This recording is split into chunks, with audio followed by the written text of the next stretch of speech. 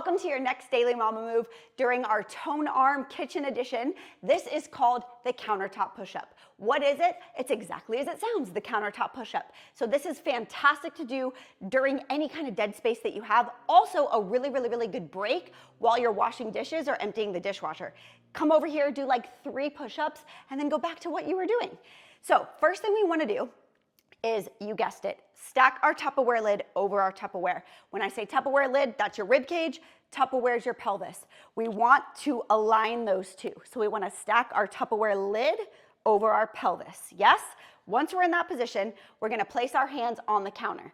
From here, you're gonna step back and kind of play with the length or the distance you have with how far you want your feet back. Now, I'm super short, so having my feet a little bit closer is gonna allow me a little less of a length distance to which I have to do the push-up, and it allows me to have better form. But you're gonna play with whatever works best for you as long as you can maintain this rib cage stacking over your pelvis. So arms are here.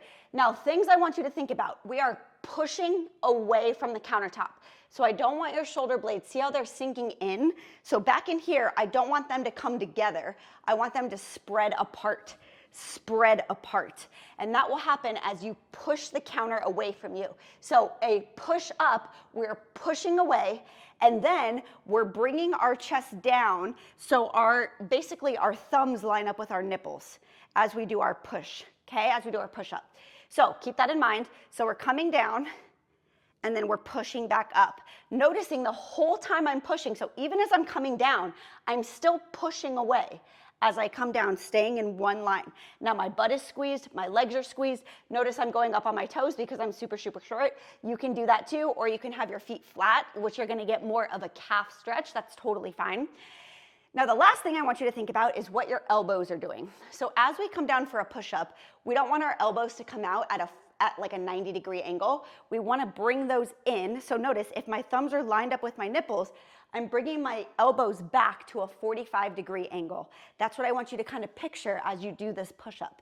So again, Tupperware lid is stacked over the Tupperware, hands go here, and I'm maintaining this position as I bring my sternum or my chest down, elbows are at 45 degrees, and then I'm pressing back up, pressing the entire time.